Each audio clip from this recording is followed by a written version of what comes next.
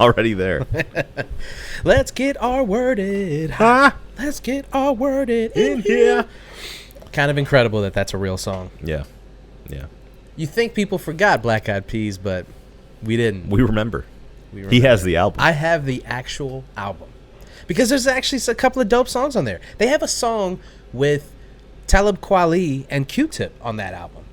The Black Eyed Peas, they never truly forgot where they came from until like the last two albums. When they were like, we're going full on discotheque. We're not, this is like EDM, yada. But like that little weird middle section where they like exploded in popularity and they had Fergie and everything. Yeah. There was still a couple songs on there that was like just straight up break beats, B-boy type shit. I think people forget in the pre-Fergie Black Eyed Peas, it was a legitimate hip-hop group.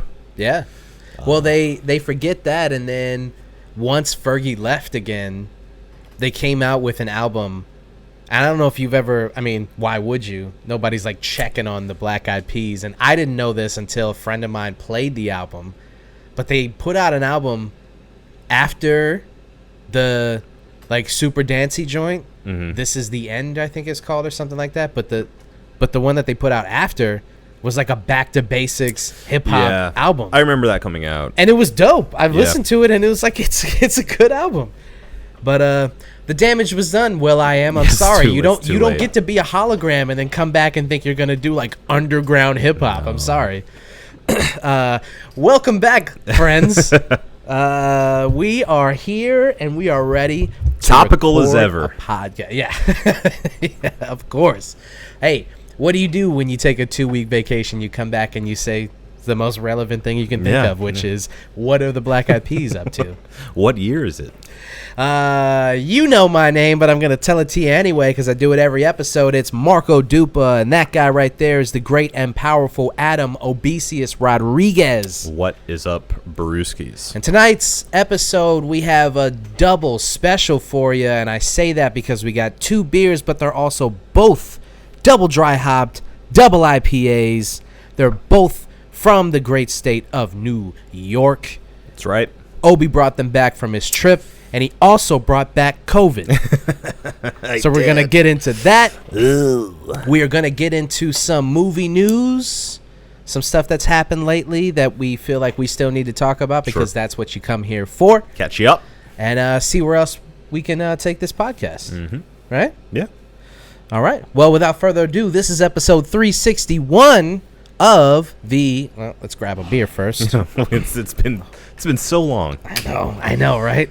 Oh, thank you. I don't even know who I am anymore. Of the One Beer In podcast. Oh yeah.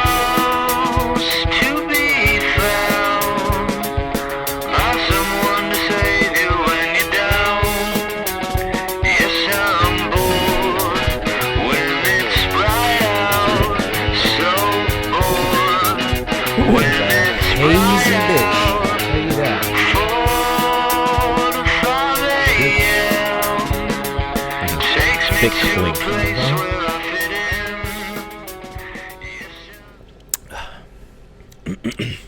Aromatic.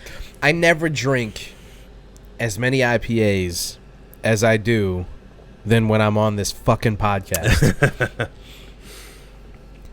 All right. You're this welcome. Is the One Beer In podcast, the podcast where 2 brews crack open a brew or maybe 2 and see where those 2 brews take us. Obi, would you like to start us off with the first of the 2? I would love to. This is the top of the Broc from Other Half Brewing. It is a double dry hopped IPA coming in at 7.0% ABV. Unfortunately, does not have a cold read, but I will say I went to their Rockefeller Center brew pub to grab this boy.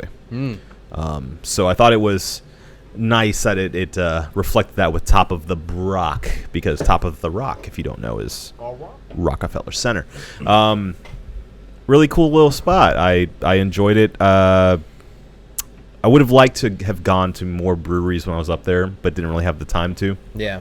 But was glad I was able to sneak in at least this one, and had a couple of other brewskis while I was up there just in passing. Yeah. So it's nice. It's nice. But yes, that is why I picked up the top of the Broc while I was in the city. Yeah, I think the angle, they can't really see the beer. Top of the Broc. There you go. You can just put it on top of this one. Yeah. It's shaped like Rockefeller Center. Yeah. All right. That is the first, and we'll check back in with the second one after we, finish this one. So, all right. I know you guys have missed us. 2 weeks. It's been a long time. We shouldn't have left you without a podcast to step to. Step two. Step two. Step two. Step two. Step. So, let's just say first week was missed because you were just on vacation. You were just gone. I was. Having a good time in the great state of New York. Mm-hmm. Great city of New York City. Mm-hmm. Where I steal all my slang and swagger from. Swagger from. Are you a Rockefeller? And then a Kennedy? Swagger from. This is where I get my swag. I hear they swag and they surf. And they surf and they swag. My niece, this is going to age the fuck out of me. Oh, but boy. I'm going to say it right now. Because I'm 32 years old now. I have my birthday over the happy break, too. birthday. Thank you. We didn't say it on the show. We said it on the social media. Yes. And I hope you all wished him a happy birthday. Some of you didn't. And I forgive, but I never forget. We know who you are. We're gonna unsub you. No, I was talking to I was just talking shit, and my niece came in and was like, Uncle Marco's got the Riz. And I was like, and my mom was like, oh, what does that mean? And she asked me, and I was like, I have no fucking idea what that means. And my mom just like wouldn't let it go. Yeah. She was like, oh, finally, a fucking slang term that you don't know the meaning of. Uh-huh. She was like, you're getting old. You're 32, you're getting old. You're like aging out of these terms. And like, as much as I hated to admit it, she was right. Like she gave you the cold embrace of aging. We both just crumbled into ashes. Oh, dude, it really. I was like, fuck. I really am. I'm getting to the point where some of this shit, like, I'm right outside that edge where people started saying like, yo, you capping or no cap, and I was like, I'm not gonna. That's not going in my lexicon. I know what it means. I'm not entertaining this. Right, I understand, but I'm not gonna do it. Yeah, it's not happening. It's not going in there. And then when she said that, I was like, I've finally hit that. Yeah. I'm past it. I'm past it. Like this. You're at the ignorance phase. Yeah. So Riz is basically like you got game, you got play. You're doing your thing. It's swaggy. It's new generation juice. Yeah, basically. Yeah. You got the sauce. You got the juice. Like it's, and I was like, I felt like so old. But Riz Ahmed, I know that guy. Yeah. So, that's where I get all my Riz from. That's where I get all my game from. Yeah, from New York. From New York. Uh-huh. So you were up there. I was. And I mean, how was it? How was getting back to the city? I mean, I have family up there, obviously, and so that's also where I get all of my Riz from. We sound so. First of all, we sound old and we sound white. That is where I acquire my Riz, my friends. New York City. Listen, there's not a lot of black and brown podcasts out there left. You know what I mean? The Bodega Boys are done. I know. And R.I.P. like we gotta, we can't be out here. We gotta keep up with this. We're shit. caught lacking, if you will.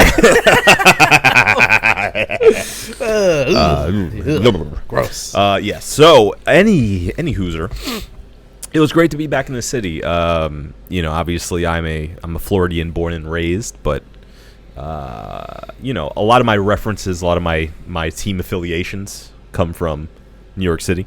Go Mets. Although I am a Jets fan, unfortunately. So yeah, it was great to be back there. I'd been before, obviously, but you know, it's one of those cities that like you kind of never forget the vibe of, and so you know, it's kind of cliche, but everything's very fast paced. There's tons to do, tons to see around every corner. I ate a ton. Like I said, had some good craft beer. I think top pizza I have to recommend Ruby Rosa, the little nice, cute Italian restaurant with handmade pasta. Had the carbonara, and had a pizza alla vodka. Ooh, incredible stuff. Not a classic slice, mind you, but a very, very good pizza.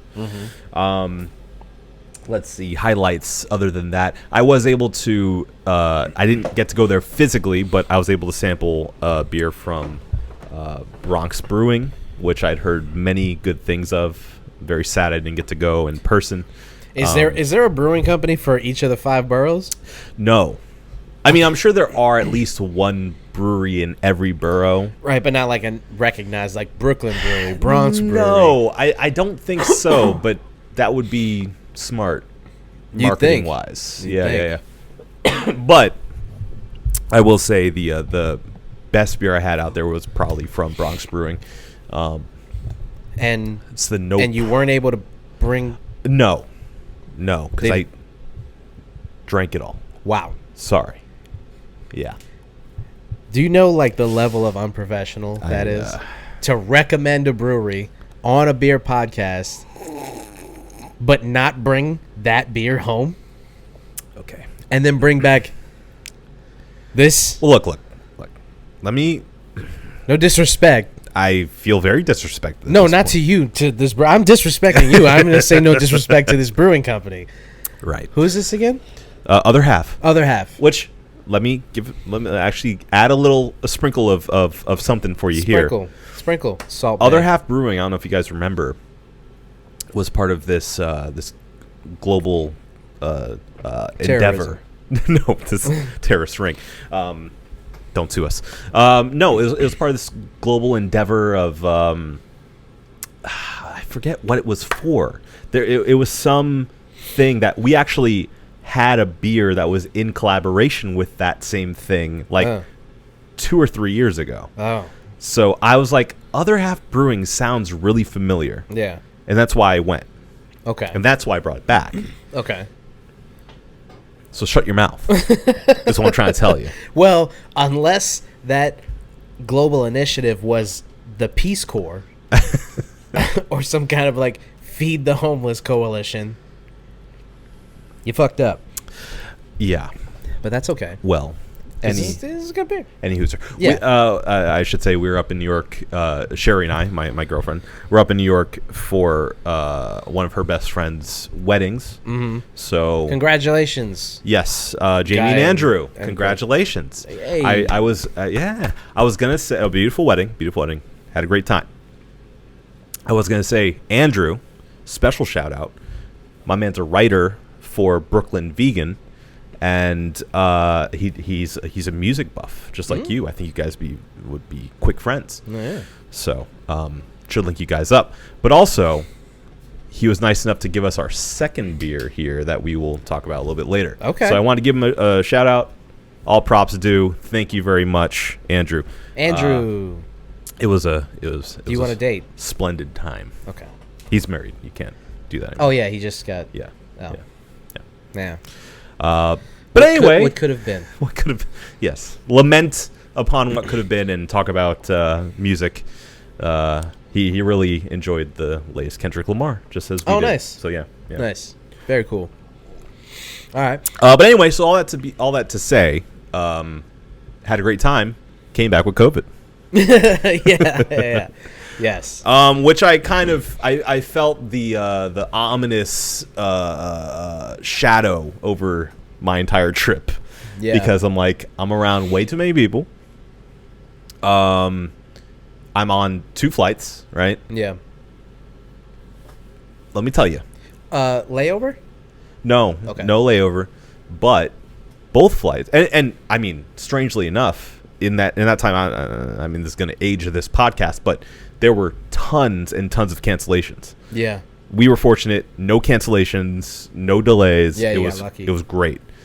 Only problem was there was an asshole, at least one asshole on every single flight. Yeah. No mask, coughing like an asshole. And I'm like, we're done in for. It's going to happen. We're wearing our masks the entire time, and there's somebody like maybe 2 rows down just Yeah. every, like, I don't know, literally every at least 5 minutes coughing attack. I when the airline companies were like, you know, hey guys, rejoice, no more masks. Remember when people applauded on the planes? Yeah, when he idiots? fucking announced it. Oh, you guys can take your masks off. They finally lifted the fucking, and it's like, I don't understand. I don't get it. Because even if you think that COVID is a hoax, even if you have your whatever, I don't care about all that shit. Still, you're in the closest proximity that you can be with hundreds of strangers. Yeah. Why wouldn't you just, I mean, I guess the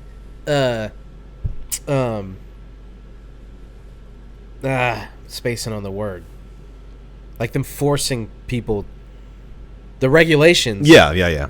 I guess, is annoying to people, and you should be able to have a choice. But I think with the regulations, once they lifted them, people were like, oh, now it's a free for all. Well, no, the thing is, like, lifting the regulations was done in good faith with the idea that people would be, you know, sensible enough to either not fly if they're feeling sick enough or tested positive, and or cover their mouths if they have a cough or you know, are sneezing or are feeling a little under the weather or are feeling like, oh, there's you know, some allergies going on. Good faith in this country. Good faith. I needed to grip the mic. I was gonna say, what's happening? Good faith. Yeah. We to do anything. Yeah. No. Anything in this country. Do you know where you under are? the guise of good faith Yeah. is fucking hilarious. Yeah. It is a laughable prospect. Apparently. So I got sick because of that good faith. You people have no idea. Yeah. The world is over. Okay. And once you finally start waking up, once you red pills start waking up, I feel like you've been holding this in. I feel like you know what? I'm not gonna do it. I'm not gonna go on some crazy rant. I feel like we're in the danger zone, my friend. I'm gonna let it go. Okay. Because I have a lot of thoughts and opinions, but I'm just gonna Okay. We're here to have a good time. We are here to have a good time. I will say I was a bit chuffed, as our friends may say across the pond. Chuffed. A bit chuffed. A bit chuffed. That you know, I didn't have a choice in the matter. Yeah. Of my own public safety. I'm sure you were, as you should be. A bit chuffed. Yeah, but you know, fortunately, we're in a place within this entire panini that I was able to get an antiviral same day I got violently ill. Yeah. And by the next day, was starting already to feel better. Didn't have fever anymore. And within like 2 days after that, pretty much symptom free. Yeah. You know, so here I am, living and breathing. You know, I'm trying to think if I have any like quote unquote long COVID symptoms at this point. Well, you won't know. Yeah. That's true. I mean, I will say I did lose about 12 pounds, which is nice. Yeah, that's good. I guess. Looking on the bright side. Yeah. Bright side. Yeah, and unfortunately, I also am still feeling like more tired when I try to work out. Yeah. At this point. But beyond that, I feel like I'm pretty much 100%. Like, you know, I've had like allergy congestion, but beyond that, we're back rocking and rolling at this point. So, hence us doing the show. Hey. So, grateful for that. Wash that now. Quick aside. Take us aside. The initiative that I was thinking about was the Altogether beer collaboration, which they did with Sideward Brewing. Which we covered in episode 265 back in the day. Yes, I remember now because that you said it, and now I remember because I kept thinking All In Together now because some Wu-Tang Clan song. Okay, yeah. I still don't know what that initiative was, but it's for the hospitality workers who were laid off during COVID. Yeah, very topical. Yes, exactly. Very topical. Look at that. So you know what? I apologize. It's good. It's good. Thank you. I think that's a perfect segue, actually, to what you've been up to. Yeah, I mean, I as a service worker, I'm in an industry that at a moment's notice, you never know what could happen. And so, not that this is COVID related, but it is just things happen, right? Red Light has been undergoing construction because we are becoming a gastropub, which is cool, very exciting stuff. Very happy about that. It's a brave new world. John Taffer says that if you serve food, people will stay another hour at least drinking. I mean, if the god John Taffer says it, then that's all I'm saying. I know that I know that some shitty stuff has come out about him. Oh, absolutely, yeah. But I honestly, now, okay. Table this, okay? Okay. Now, all right. pin this, pin this comment, yeah, and just put a little asterisk there, right? And then under it, and all of this is contingent upon the shitty things being some kind of sexual assault allegation, or if he's just like a shitty boss or like an asshole, then I don't care about that. Look, that's not cool, but I don't care about that. I want to be clear as well. I'm under that asterisk as well. Right. But also, from what I understand, the shitty things that he's done is essentially he's said that basically workers should be grateful for their jobs. And, you know, the vast, like, walking away of service industry workers because they're like, we're not going to deal with this bullshit. He's like, nah. Right. Nah. Okay. So he's an asshole capitalist. Yeah. And that's not fine, but I'm okay with that. Sure. And I'll still be a fan of his. It's acceptable enough. Yes, that is acceptable. I mean, he looks like an asshole, and he seems like an asshole, and he comes off like an asshole. He doesn't come off. He's not charming or nice. His claim to fame is yelling at people. Exactly. He walks in with an oversized blazer, and he's doing this and all this, and he's yeah.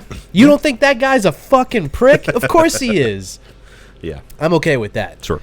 But again, if anything else if is there's out weirder there, shit or bad shit, then yes, table this. And sure. We didn't mean it. We sorry. But yeah. So hopefully that is the case. Hopefully people. Well, let me take that back. Hopefully they don't stay longer, but hopefully they pay more. That's what I'm hoping for. Right. More customers, more money, and a more enjoyable experience. It's exciting. Yeah. It's scary. It's nerve-wracking. Sure. It's this new frontier that a lot of us aren't really well versed in. I mean, I've worked back of house at restaurants. Yeah. I've cooked before. I cook for fun, and I've cooked at jobs. So I've been on the line of fast food restaurants and mid-tier restaurants, diners, things like that, bars. So I'm not like completely out of the loop on it, but it's been a couple years. Oh, sure, yeah. And this is like a whole new thing. Well, and it's completely different for red light. Yeah. So. Yeah. I mean, I will say as an outsider, I'm excited for it. I think only good can come from having like an in-house food option there. Absolutely. Because I mean, there have been plenty of times where I've dragged Sherry out to Red Light, and I'll be honest with her, if it's around 5 o'clock, she goes, I mean, I don't want to stay out there too late because what are we going to eat? Right. And I'll have to look up and go, well, is there a food truck? Is it one we like? Right. Do I want to spring for an Uber Eats and pay too much money for food? Right. So, you know, I think it can only benefit as a patron myself. I think it'll be great. Yeah. I'm excited for it. Yeah. But the place, the bar already wasn't a place built to serve beer, and we gutted it, rearranged it, and turned it into a place that serves beer. That was an air conditioning facility, right? Yeah. And now, ironically, yeah, it gets a little toasty. And now we are doing the same thing again with putting a kitchen in there, a full service workable kitchen to turn it into a gastropub, which, as you may assume, takes a lot of, Retrofitting. Yes. Yeah. And so we've been closed longer than I would like. You know, it hurts the pockets a little bit, but gives you a lot of free time to sit around, think, work on some things. And so that's what I've been doing. I was going to ask, what was that you I mean, took the time with? I'll be honest with you. I've wasted a couple days for sure. You gotta. There was a couple of days where I didn't like leave my bedroom till like 3 o'clock in the afternoon. And I was like, man, I just burnt that day. Just burnt it. Call it. Call it. That I'm not gonna do nothing now. But there are other days where I was taking advantage of it. So, you know, I tried to not jump on Call of Duty and kill like 6 hours of the day just fucking dropping into Warzone. Been working on music, which is super exciting because I figured out a workflow for how to kind of start doing everything, which is to say I'm getting to the point where what I should have done years ago, but we're here now. Yeah. I'm starting to make my own beats. Mm-hmm. So, I mean, at this point, make my own beats, producing everything myself, engineering it, writing all the lyrics. It's like a fully all-in-one self-service operation. Yeah. You know, and that was the one thing that I was always at the mercy of finding producers, collaborating with people, which was cool. I like collaborating with people, but mostly it was just finding beats online and, you know, paying the producers for those beats and, you know, getting wave files and hoping that they've mastered them. Now, like in this spare time that I've had, been able to kind of start to, you know, fully realize some of these ideas that I've had, and that's exciting. Yeah. So a couple of tracks coming soon. I'll be posting those, and like just fully me. And I know that like at this point, having put out a couple albums and having, you know, have like an okay following, like at this point it should come as like a like, of course, like this shouldn't be it's just not something that like just should be celebrated as much, because it's like, well, you should be past that, I guess, at this point.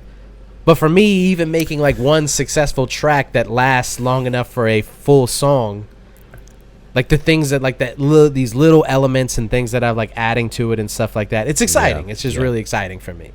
I disagree. I disagree with your sentiment there. I think that's just negative talk. I think you get where you're supposed to be at your own time. So cut yourself a break. Yeah. As long as the end product is what you want it to be, you know, it's all that matters.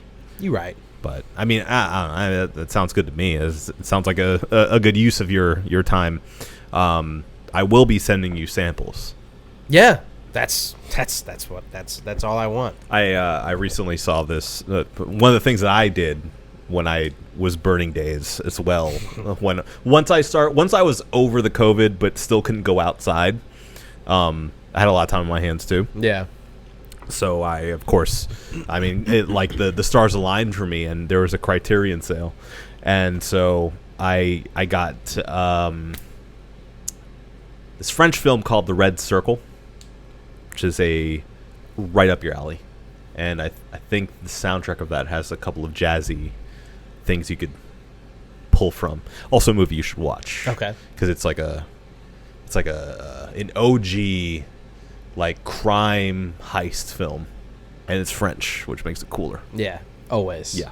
Always Yeah. makes it cool. The Cercle Rouge. Yeah, very very good stuff. Very good stuff. Yeah. Yeah. All right. So yeah, I'm threatening you. I will send you soundtracks and stuff. All right. I'm good with that.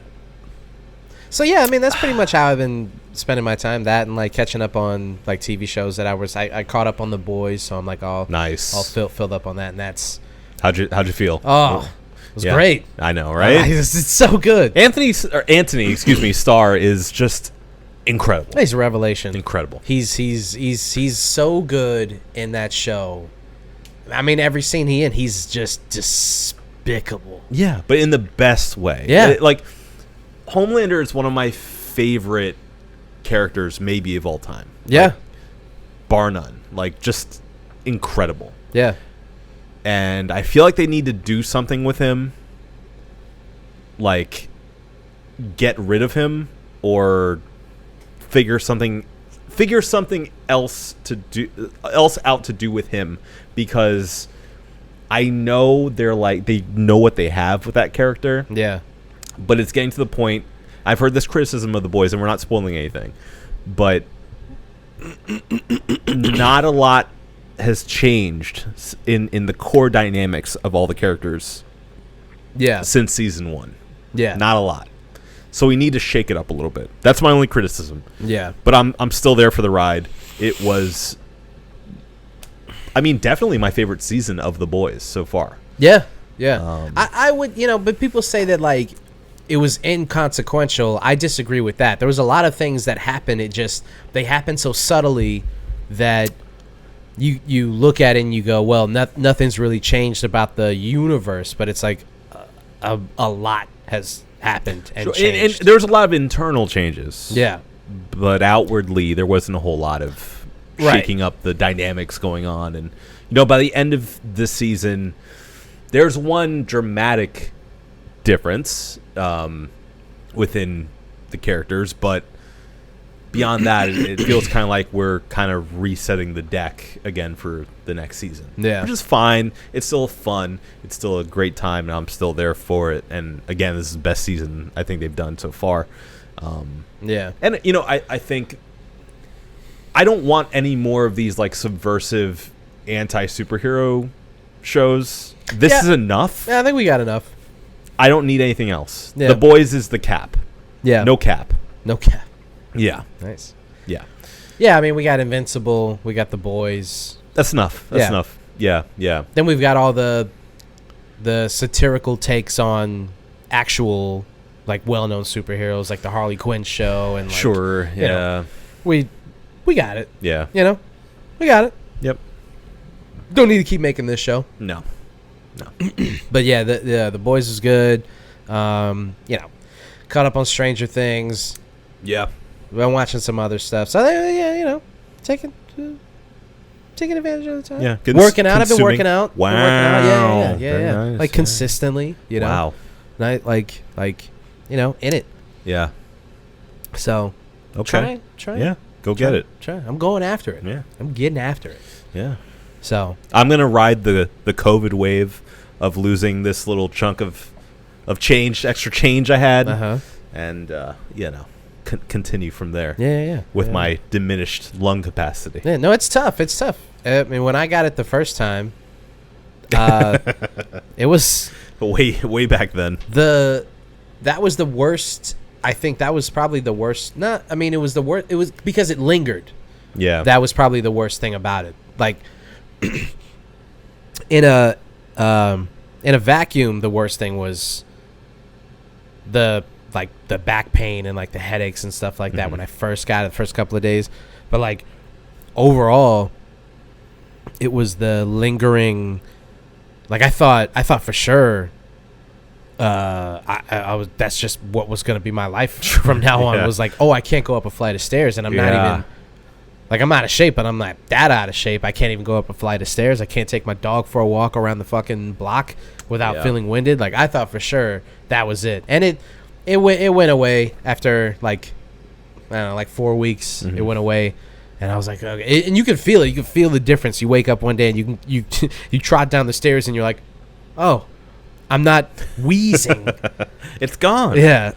But that was scary for a minute. I'm sure. I mean, even with my relatively short stay with COVID, I couldn't help but think, like, is this going to be forever?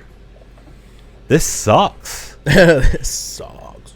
I mean, and I should say my specific kind was the absolute the spicy kind. The complete. Luckily not. Just the complete head congestion. Like, it felt like this was completely, like, stuffed. You got mild flavored COVID. Yeah, but like lightly salted COVID. But it legit felt like I had like a brick in my head. I was absolutely exhausted. Yeah. I had the muscle pains, like every muscle in my body felt like fatigued. Yeah, and like I couldn't get out of bed. And I got a decent fever on that first day. And then I don't remember this, but Sherry said I was like talking that shit and just like Looney Tunes. Oh, for real? Just yeah, like I was out there and just like having a good time with my fever. Huh. And yeah, so immediately she's like, call your doctor. You need the pills. Yeah. And so I did. And yeah, after some persuasion, my rheumatologist was like, yeah, take the pills. But literally, I mean, right after, like, literally got the first day, started taking it. Second day, fever gone. Yeah. So no horse pills, just felt better already. No, not the horse pills. Not the glue. Yeah, it's called Paxlovid, if you don't know. Paxlovid. This podcast presented by Paxlovid. It did wonders. It was great. My dad took the same one, and he had a good experience with it as well. But the one fun for the whole family. The one downside. Oh yeah, right. My entire family caught COVID too. Like, not related to me, but my entire family caught it. Just coincidentally. Coincidentally, yeah. While in Florida, they caught it too. This is the COVID cast. Yeah, we should call this one Chronicles. The Chronicles of COVID. Well, no, we had COVID Chronicles when I got it. That's and true, we were doing the remote casts. Yeah. We did like 3 or 4 episodes. Yeah, I think so, yeah. You were out for like a month. We were, I mean, we weren't doing the video pod for a while. I mean, I was out the first time I got it. I tested positive for like 8 weeks. Yeah. Remember? It was just like over and over and over again. Yeah. Yeah. But your family. Right. Well, no, I was going to say with Paxlovid though. Paxlovid. I will say, like, I genuinely feel like it saved my ass. Like, I immediately was feeling better. But Paxlovid. Put it in your ass. I will say, don't do that. I will say the one downside to it was you get some diarrhea, which, you know, fine, whatever. You may have that already with COVID. I don't know. I don't. I thought you were saying. I thought you were talking directly at me, like you may have that already. I'm like, yeah. I mean, yeah, whatever, dude. This is not about me. This is about you. Who am I to judge? It's none of your business. Fuck you. Who am I to judge? No, but you know, it's fine. It's manageable. You're at home anyway. Whatever. Not a big deal. Yeah. The other one, though, I will tell you, was a problem. The flavor that you get on your tongue whenever you're not eating or drinking something, one of the worst things. Up there with the symptoms I had with COVID. Interesting.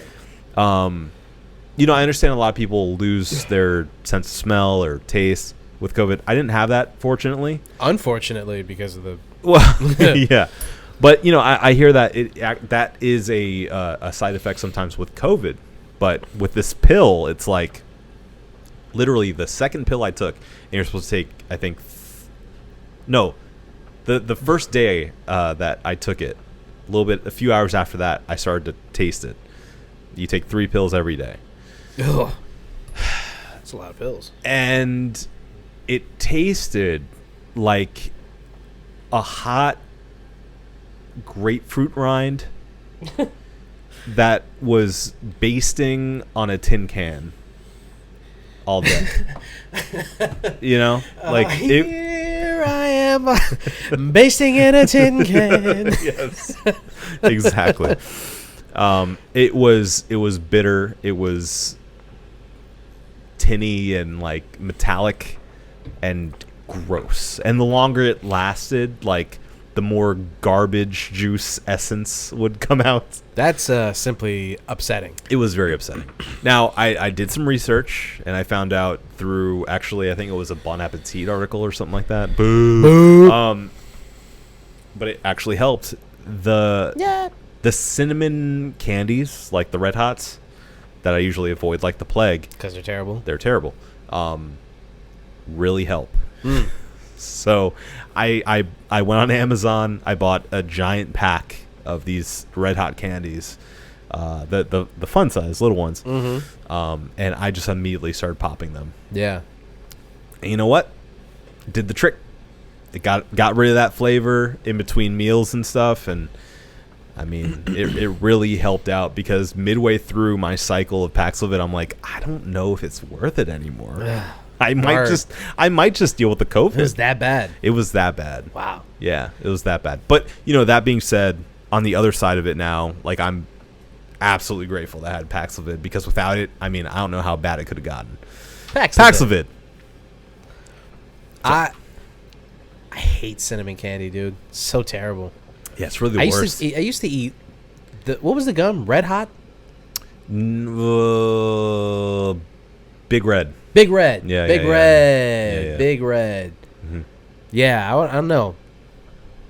Your your taste buds change. Yeah. And when I was a kid, I loved Big Red, and then now I'm like, ugh. Yeah. I hate anything that's cinnamon based that's not like, like coffee or French toast or like something in that vein, like a cinnamon swirl or like a bun or something.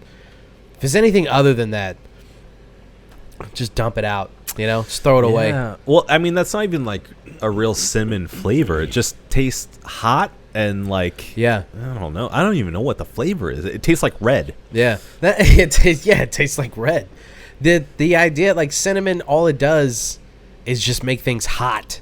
Yeah, like it's like Bizarro pepper. Yeah, and when anybody even fucking suggests Fireball, I'm like, get out of my house. You're no longer welcome here, and I don't want you in my life anymore. Fireball. Yeah. Well, I'm glad you're okay. Jokes aside, thank you. It sucks. I know as well as any, and I'm glad that you and Sherry and your family are on the mend. Thank you. Thank you. Yes, I'm just glad that we're able to get back to this show that we love, and I mean, hopefully we both stay healthy, and hopefully you guys at home stay healthy as well. I highly recommend you continue wearing your mask. Yes. Please. Especially in these highly public areas. Stay home if you're not feeling well. Please don't travel if you're not feeling well. Please, I beg of you. You really want to be the guy in seat 6C who's going, you must not have, that guy has no shame. No. You have to have no shame. Decency, nothing. Because if you're coughing like that, just wear the mask. Like, it's not even like a political thing or a COVID thing. It's like you're not feeling well, and you have somebody who is inches from you. Right. And I can't escape. Right. I have can't no go choice. anywhere. It's not a bus. It's not a fucking, like, I don't get to just stand up and walk away. Right. I have to sit in this spot. Yeah. You're forcing me to get sick. It's like, what a fucking asshole. Yeah. What a fucking asshole. I agree. I hope that guy stumbles on this show and he's like, oh, I like beer. I'll listen to this Oh, they're talking. Oh, I went to New York a couple of weeks. Oh, hell, maybe that. Wait a minute. Fuck you. Am I the asshole? You are the asshole. You're a piece of shit. I want you to know that. Was that Bert Kreischer? Yeah. Kind of sound like Bert Kreischer. I can't do his laugh. It's No. just it's too. It feels like his vocal cords and his nasal passages are being Squeezed. Yeah. Yeah. Oh, Bert Kreischer. Oh, Bert Krishna. Brent Krishna. Chrysler. All right. So, the pod would not be the pod as it is if we didn't jump into some movie and entertainment news. So let's just dive right in to the first thing, right? Yeah. There's so much that has happened since we've been off that we're not going to get to it all. If you guys feel like there's something that we need to address, please send us on Instagram, DM us on Instagram if there's something that we need to address. Yeah. Or because there's so many things. YouTube comments work too. Or YouTube comments. But what we're going to do is address the things that we want to address, okay? Because it's our show. And we do what we want on our show. And the first thing that we're going to talk about is the Munsters. Of course. Yeah. Relevant things like that. So this movie gets announced, or I guess the trailer comes out for Rob Zombie's version of the Munsters. Right, which had been announced a long time ago. Yeah. As soon as you hear a PG movie of the Munsters, directed by Rob Zombie, of all people, who's known to be this ultra gory, ultra edgy movie director, I'm intrigued. Is he like the original? No, I shouldn't say that. He's not the original, but I think he's in the same vein of edgelord directors, trying to take things to the next level, trying to get as gory as possible. Yeah, well, I kind of weirdly feel like he's more of a throwback than anything else. He's a throwback to the 70s, kind of no rules filmmaking, specifically in horror at that time. Sounds highly complimentary. Before we get into all that, we need to break open these beers. Because we're changing gears and we're changing beers. So, I agree. Obi, please tell us the next beer. Well, the next beer we got on the docket, my friend, Thank you. is from Blue Point Brewing Company. This is the Evergreen Magic from the Illusion Series 6. It comes in at 8% ABV. It is a double dry hopped hazy double Indian pale ale with spruce needles. Very interesting. Brewed with Strata, Chinook, Simcoe, and Simcoe Cryo. We don't have a cold read beyond that. But again, thank you, Andrew, for giving us our daily bread. Give us our daily bread. Yeah. Nice. All over me. On your shorts. This is a brand new black shirt. I'll never get this out.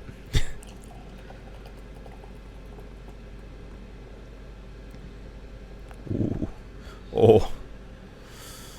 You can't see it, but I'm wearing a black shirt and my shorts. There's my thighs.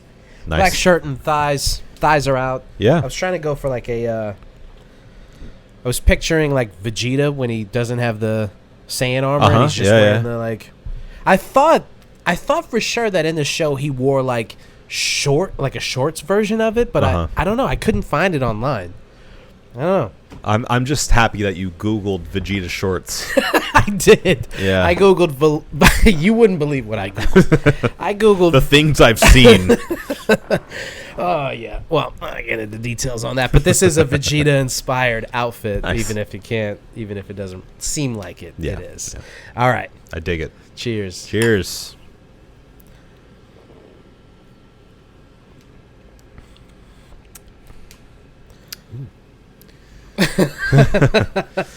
Okay. All right, so back to the Munsters. You were saying it's intriguing. A guy like Rob Zombie making a PG-13 Sure. horror movie. No, not even a PG-13. It's PG. Or PG, yes. Yeah, Sorry, and PG. it's not a horror movie. It's a Munsters comedy. Yeah, so it's just like a family movie. Yeah, a light comedy. Yeah. A light family comedy. Just fun for the whole family. It like seems. Paxil. Well, actually, would this be worth a trailer trash? Well, I have to rewatch the trailer. We can just watch it now. Okay. I think I could just edit in the trailer. Okay. I don't think that'd be. I mean, we're 50 minutes in. I don't think. Yeah. I mean, if it gets picked up, I'll just slice it back out. Okay. Fair enough. All right. Would you like to see it here? Yeah. Okay. Okay, so we have the classic Universal logo coming in. Love that. Yeah. Nice touch. He's good for stuff like that. Rob Zombie. the director. Well, again, he's like a throwback guy, right? Uh-huh. Also very funny that they name check House of Thousand Corpses and Devil's Rejects. Yeah. Oh, I don't like the sound of that. Think of it. The brain of a super genius transplanted into the body of a perfect. Okay, so physical does this not specimen. look like it was filmed on like an iPhone? I want a man that Yeah. makes my blood run Right? cold. Yeah. It looks like A man that every one of time those like enters my shitty crypt, network it's TV like a shows. Yeah. Like through my Yeah. dead It's like a blood. yeah, exactly, like a network TV show. You have to humpy down in the land. Oh no. Remember what happened last time? He was batty. I'm gonna go. Okay. And also Rob Zombie has to put his wife in it. yeah, always. She's always in it. What exactly do you Right? want? She's always in like his Her stuff. name- Every single one, I think. Sherry Moon Zombie. I knew the moment I laid eyes on you that you were special. I understand. This doesn't you feel don't like a feel the trailer. same. This feels like I'm just a regular gal living a boring, like a sneak normal peek life. of the movie. Kind of. It's not filmed in the way that a trailer one is. thing I No, know it doesn't. Yeah, is that it the really rest of the doesn't world feel like a melted trailer at all. away. It's not like As soon as you appeared in my life. I don't know. Or edited This rather in lady the way is that a truly trailer would in be love. edited. Oh, come on, you know, and It's I know. slow. That we gotta get rid Yeah. of that bozo Herman Munster. Also, strangely enough, this is very clearly like a prequel to the TV Yeah. show. Yeah. Because in the TV show, they're obviously Herman Munsters together. Right. with, They're like a whole family. That's the whole yeah, thing. and they have a kid, Yeah. a little wolf boy for some reason. Yeah.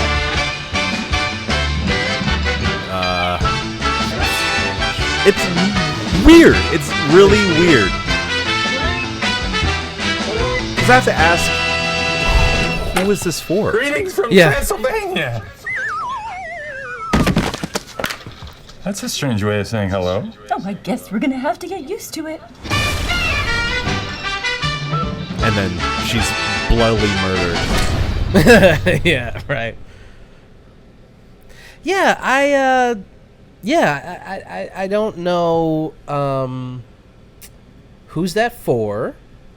Who that for? Why this is being made. Mr. Zombie, why you do this? Is he funding this? Well, obviously not. I mean, well, No. It's and this was only, I think, recently unveiled, but it's a Netflix movie. Oh, So that makes me it's go. even stranger. Well, in a way, but it kind of makes me like understand why it looks so cheap. Fuck you, Netflix. Sorry. But yeah, I mean, I am I'm fascinated and also so confused by all the decisions being made around Yeah. this movie. Yeah, the Munsters was always a thing that I was confused as a child and even now as an adult as to why it was so popular. Yeah. My mom really likes to make reference to the show because there's a guy or a kid or some character in it with like a deep ass widow's peak. Oh and- yeah. The son, the It's the son, the werewolf yeah, right. son. And anytime- Eddie Munster. Eddie Munster. And Yeah, anytime yeah. somebody has like a dope ass widow's peak, Yeah. my mom is always like, well, Eddie Munster. She always does that shit. And that's the only reason I even know what the And they fucking cry. Munsters is. Yeah. And then I had to go and look it up one day, and I was like, this is the show. She always be watching corny ass shit. No. But it was yeah, of our parents' generation. I mean, I only know it because my parents watched it when they were younger too. yeah. Well, I watched some of those older shows, like when Nick and Knight started playing. Of course. Yeah, you know? yeah. We got it by proxy. Yeah. You know, a lot of that stuff. But not the Munsters, though. That was Yeah. one show that I never... I mean, I've seen a couple episodes doing an investigation on the show. Sure, like trying to yeah, figure yeah. out, like, what the fuck is this? Doing your own research. And I understand that maybe Mr. Zombie probably has a very... he has a place in his heart. Yeah, of course. For the I mean, Munsters. it makes perfect sense when you think about it. Like, I'm sure he grew up with it and loved it because, you know, he's obviously a horror aficionado. Yeah. It's a network TV show about horror characters. So, you know, hand in hand. Yeah. Perfect fit. When it's like, it's funny that it is the show... It's the show that Universal wanted their universe to be. Remember their Monsters universe, Sure. their dark universe? The dark universe, yeah. God damn. Strange times we were living in when everyone was like, we're going to create a universe. Fast and Furious wanted to do a universe. The dark universe, the fucking... Everybody wanted to create their own universe. And for all of the hate and for all of the shitting on that the MCU gets, it's still going strong. This Phase 4 is still going strong. Well, okay. Strong? Sure. And that would be a perfect segue. Do we have anything else to say about this Rob Zombie thing? Because that's a beautiful segue. Well, okay. Just, I'm like, look, I got to level with you. Level with me. The trailer's trash. It's trash. It's trash. trash- It's trash. It's a trash trailer. It's a trash trailer. It made me less interested in the project. Yeah, it looked low budget. It looked like it was written poorly. It looked like a student film. Sorry, Mr. Rob Zombie. really did. I think you're a great filmmaker. I do. Well, great. That's a strong word. Good. I think you're a good filmmaker. Yeah, I yeah. do. I really do. The hate that he gets for the Halloween movies and for for everything that he's done. I don't think he deserves the hate that I like the first Halloween movie. I like it. Well, yeah. No, I think that one's really good. And honestly, like, I legitimately like Devil's Rejects. Yeah, me too. I think it's a well-made 70s homage. I saw that movie in theaters, dude. Yeah. With my dad. Didn't you guys hate it? Yeah. Yeah. I remember you telling me hated it when it came out. Yeah. My dad was like, what the fuck was that? What the fuck did we just watch? Yeah. He was angry. He was not happy that we watched Which that. is a legitimate response to that movie. Yeah. But I have a special place in my heart for that movie. I really do. I really do enjoy it. Well, going back, now having seen like a lot of like 70s movies, blaxploitation movies, exploitation movies, B movies, grindhouse movies, stuff like that, you get a different appreciation for what it is. That's exactly what it is. It's a 70s grindhouse movie. Yeah. Yeah. But anyway, yeah, I mean, just as such a strange anomaly of these stars crossing at the right time, I'm curious what this is going to end up being. Yeah. I'll probably watch it just out of morbid curiosity. For sure. No pun intended. That's it. That's all I got. It does make it easier that it's on Netflix, so it's like like you can feed that curiosity by just popping on to Netflix. Yeah.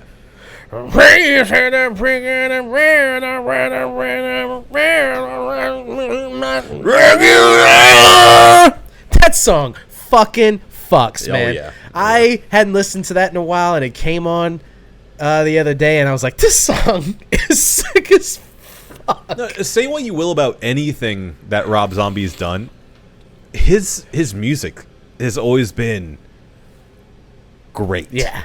Chunky, just you're like, this is like two chainsaws playing a guitar. It is. This is awesome. It is like, I understand it being somewhat in the butt rock genre at times, but it is weird enough for it to earn my respect. I think that's an apt definition of Rob Zombie himself. Weird enough to earn my respect. No, exactly. I mean, especially if you go back to like the White Zombie stuff that he did before just being Rob Zombie. It's good stuff. Yeah. It's good stuff. Yeah. It's good stuff. Check it out. Especially if you're, I mean, as like a film guy, Like I see all the film references and stuff in his music. Yeah. I'm like, you know what you're doing. You know what you're talking about. You know what you're doing here. Even the name White Zombie. Yeah. Reference. It's all references. I love it. Anywho. All right. So that's, I mean, trailer might be trash, but everything else around it makes it interesting. So we might be back with something on that. Possibly. Well, at least give an opinion on it Well, at some point. one more note. I see Rob Zombie as almost like a Kevin Smith figure, whereas like I respect them so much, even though I don't like the majority of their work, film wise. Yeah, I still respect them so much. It's like a friend of yours doing something where you're like, man, it's not good, but I love you so yeah, much. no, exactly, and I respect them for continuing to like put their vision out there. Yeah, you know, I will continue to respect the both of them. And you know. Quick trailer trash on Clerks 3. Trash or not? I'll say not trash for that because it hits enough notes that, for nostalgia at least, that you're like, yeah, I see where you're going with that.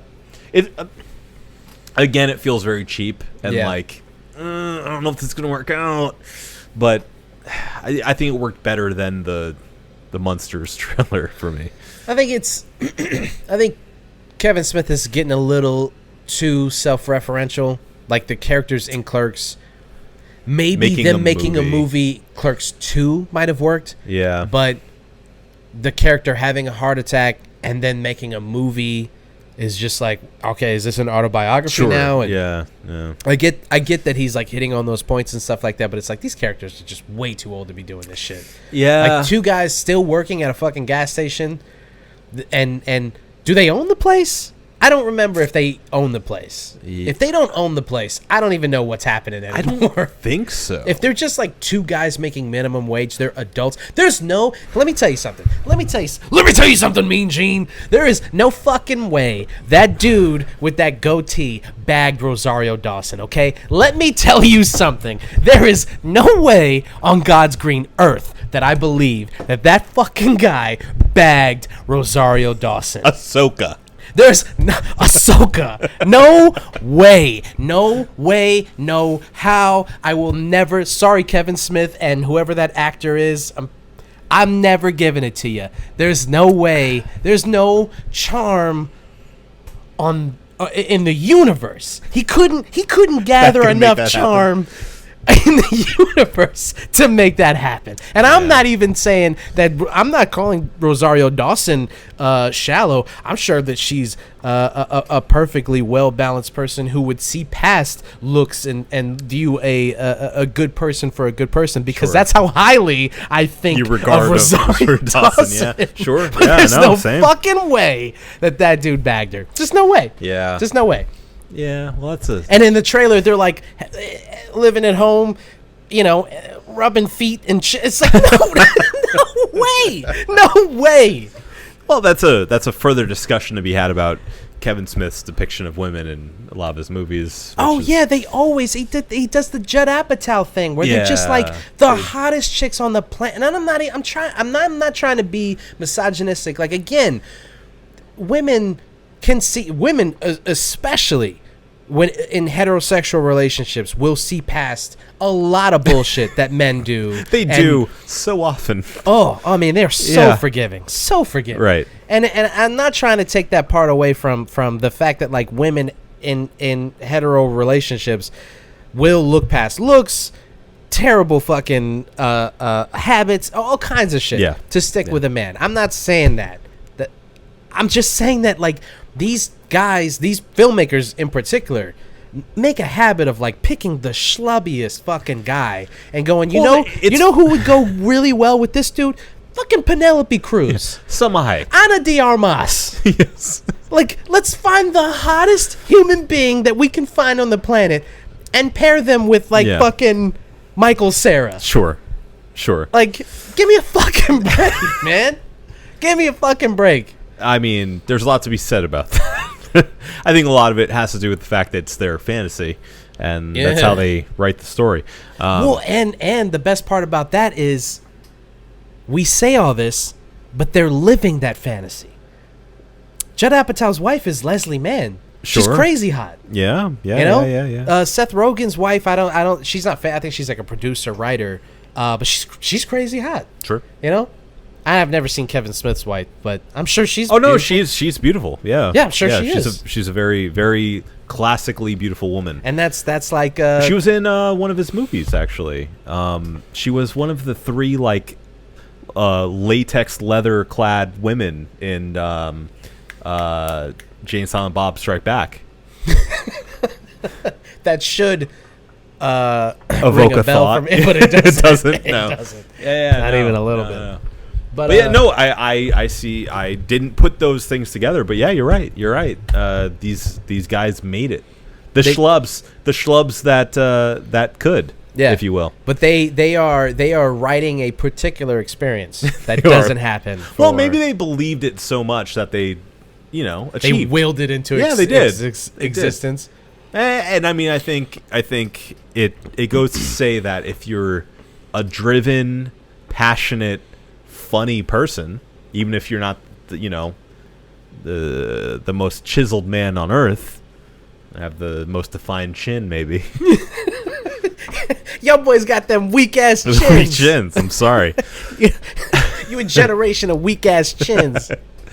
But even with all that, That's why we have beards. You don't have to see our exactly. weak ass chins. It's a You strategy. can't even tell. It's a strategy. We got strong chins under these beards. Right, dog. right, You right, right. don't even know. Even with all that, though, like I think it is an apt lesson that if you are an outgoing, driven, goal-oriented, funny, Weak-chinned motherfucker. weak-chinned but charismatic person, you can find someone who is up to your standards. Yeah. Yeah. Or Don't you're James, settle. Or you're James Franco and you sexually assault them. Anyway, let's Well, that's what you do with those good looks. You sexually assault people. That's what he did. I know that's what he did. I'm not saying to go out and do it. Okay. I'm saying that's what he did. Well, maybe look out for people who are classically beautiful. Maybe that's the lesson. Men who are classically pretty and beautiful and have the looks, because a lot of them get by, looking good, but being shitty people. What's the best looking dude that also seems like the nicest guy? Ooh, that's a good one. Oof. John Hamm seems pretty nice. I was just thinking John Hamm. I really was, because he seems like a genuinely down to earth dude. Yeah. Yeah. Ooh. Classically beautiful, but also super nice. I heard Brad Pitt is nice, but then I've also seen stories where they're he's also a piece of shit. Like his whole thing with Angelina Jolie. Yeah, that's kind of a toss up with That's disappointing. Depending on what perspective you take on that one, seems kind of shitty on that in that regard too. Yeah. Quote me, but don't quote me on this. I thought I read a story where they were he kind of was shitty with the kids, I'm an actor and he's got he's busy and he's got to do all this other shit and he's just wasn't really there for them. And from what I understand, Angelina Jolie was out here rescuing a bunch of kids from Cambodia and shit, and he was I don't want to be a part of this. I want to be an actor. Right. I don't want to take care of 8 kids from another country. Yeah. I may be putting words in his mouth on that one, but He still seems like a nice guy. yeah. Henry Cavill. Oh, that's such a great choice. Yeah. He seems like such a nice guy. Right. Big old nerd who just also happens to be one of the sexiest men on the planet. Sure. One of us. Yeah. But also just But not even us at God. even a little bit. Yeah. Incredible. Yeah. It's like your brother a little bit. Yeah. If your brother was just a little nerdier Yeah. And British. and British and Right. not your brother at all. Sure. Yeah. Had a mustache sometimes. Yeah. That's what. Hey, your brother, he worked out and he got all the muscles and stuff, but he cannot grow a beard like that. No, he can't. I do hold out hope, and this is a very inside joke, but I hope that he does, when he becomes a dad, grows out a mustache. Yeah. Yeah. I think he would be like Omni-Man. It'd be awesome. Yeah, it'd be perfect. Yeah. It'd be perfect. Yeah. Has he ever even tried to grow out facial hair? Sure. Yeah. And yeah. how'd it go? I mean, it went fine, but at the time he was in high school, and it was weak sauce. Yeah. He was still growing, but I feel like now he could do it. It'd be a little gray. I see the stubble sometimes. It's a little gray. Though. I don't mean to expose you, but it happened to me, and he's older than me, so yeah, it's bound to happen to him. Yeah.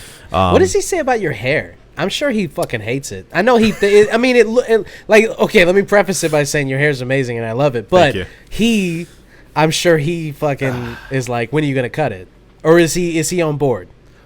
I think he gave me shit for a long time while it was still growing. Now that I've had it for a while, I think he's accepted it. Yeah. He more so leans into, he has all the good genes, I have the bad genes. So, most recently, because he caught COVID too, most recently, That's such a mean thing to say. in the background when I was talking to my mom, because he was over their house. Oh my God. I was talking to my mom about how I'm still like getting over my symptoms. It was a few days ago. Yeah. I'm like, I'm still getting over it. I just have a little bit of sinuses, whatever. He goes, I hear in the background, 2 days. I go, yeah, it's very nice. It's very nice, Richie. Thank you. Got over it in 2 days. Dude. So he's the worst and the best at the same time. It's crazy. Yeah. It's crazy. Yeah. God, that dude. Man. So. That dude. Yeah. 2 days. Yep. Got over it.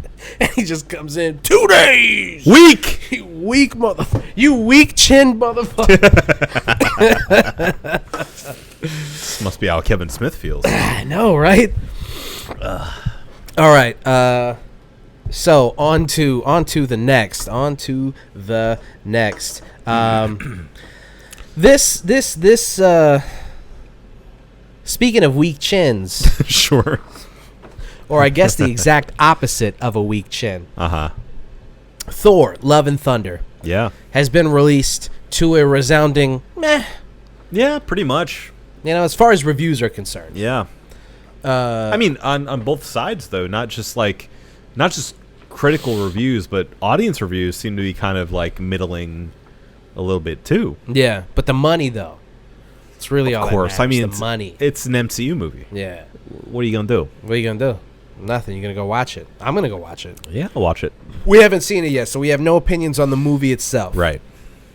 We were, though, very interested in the controversy that has arisen as the movie was being promoted, because of the Helmer?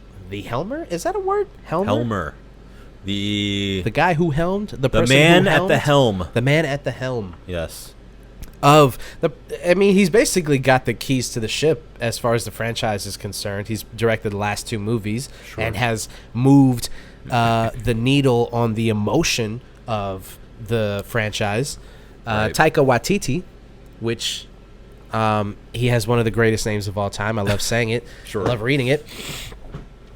He has been on this promotional tour because it's funny. He's one of the only directors that is just famous enough because of like his voice acting work, and because he's good looking, that he goes on these promotional tours. Well, he's a triple threat. Yeah. But when's the last time you seen fucking Tarantino or Scorsese or McQuarrie or anybody? I don't know why I threw McQuarrie in there, like he's on the left, like he's in the same tier as those guys. It was very kind of you.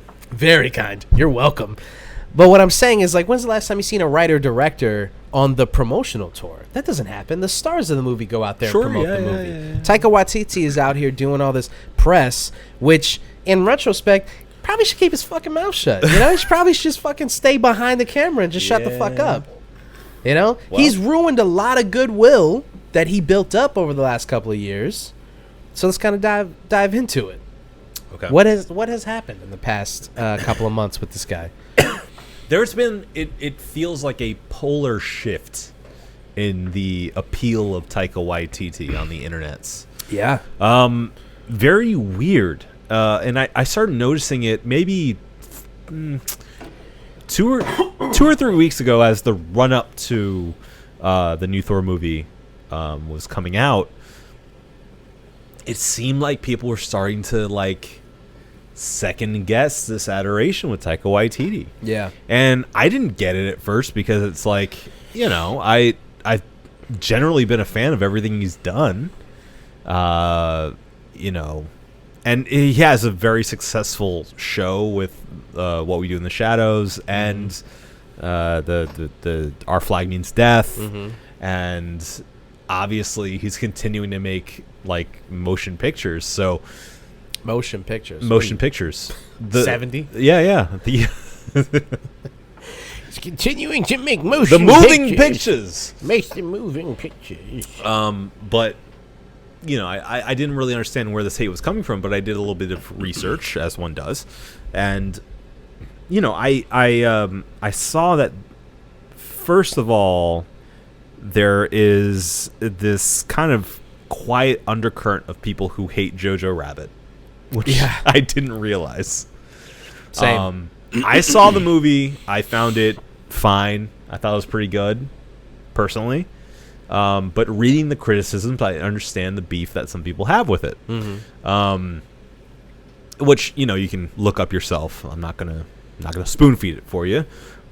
But there are some legitimate criticisms about Jojo Rabbit simplifying the Holocaust and Nazism, and you know, like kind of being on the edge of like acceptable as far as like what the messaging really is behind the movie. Once you dig a little bit past the surface level of like, oh, it's, you know, like a funny take on Hitler that we're obviously poking fun at because he's so stupid and Nazis are stupid, so you know it's okay. It's a very simple-minded way to look at things. It was like, you know, Taika's like, I'm just gonna play this up for laughs because fuck Hitler. Sure. And that's cool, but at the same time, it's like, yeah, but if a character is not being laughed at, they're being laughed with, right, you make them empathetic. That's exactly the crux of the article. So, yeah, there are characters within that are Nazis that you're supposed to intrinsically sympathize with. Yeah. With, you know, without it being very obvious that like that's the case. It's not like we're trying to make Nazis seem nice, but at the same time, like within the context of the comedy at hand, that's the way it plays out. Anyway, it's very complex. You gotta think about it a little bit more. You don't get to cast Stephen Merchant as a Nazi and think like he's not gonna like charm the shit out of it. Like, you know, sure, he's hilarious. Right. Stephen Merchant. He's hilarious. Sure. I mean, but you know, that's kind of a not fair when you consider that same article pointed to Inglourious Bastards as a good example of how to deal with this subject. Because that movie has obviously a very charismatic Nazi at the core of it. Yeah. But still handles the subject in a way that for this Jewish person was appropriate. Yeah, because Christoph Waltz is, he's dripping in Riz. Yeah, exactly. He's swagoo. He's in the sauce. He's awesome. That's why he got an Oscar. Yeah. On the same token, his actions are pure evil, despicable. He's a bastard. He's a terrible not with an being. E. No, just a straight up BASTARD. Terrible person. And his actions reflect that. So it's the same thing with like Hitler. Hitler, you can see his speeches and read his writing and go, yeah, he was a charismatic person. He's also a vile, disgusting human being. Like it's not even a Well, and human beings are smart enough to. Beyond that, it's more so the reaction to those characters. So within Inglourious Bastards, I forget the name of the actor, like the actor who's portraying an actor in the movie. Michael Fassbender. No, he's playing a critic. No. The one who is supposed to be like this new star. Who falls in love with, he's so good too. Yes, he's great. Yeah. We all know who we're talking about here, right? So the actor who plays a soldier who becomes an actor. It becomes an actor, right? Exactly. Becomes the star of this movie, and that's where the premiere that they're at for, right? And so it's funny because in the movie, it always kind of struck me as like, wow, it's really brutal that Shoshana, like, just straight up murders him, and he ends up murdering her, but it always, at the time at least, struck me as like, oh man, that's kind of rough. Yeah. Because like he was like, oh, I really like you, and then she shoots him, and like, but within reevaluating, it's like, yes, that's how you deal with Nazis. Like that is the only appropriate thing to do with Nazis. That's the only appropriate interaction with Nazis is to destroy them. Yeah. Because their entire being is based in this awful, like, frame of mind, this awful worldview. And Shoshana, being a Jewish person, just because he's infatuated with her doesn't mean that she's suddenly above other Jewish people. Like, no, and she never lost sight of her life's mission. Exactly. And thinking about it in that way, it's like, oh yeah, that's exactly how she should have interacted with him. Right. But in Jojo Rabbit, it's dealt with in a much more wishy-washy way. Well, it's silly.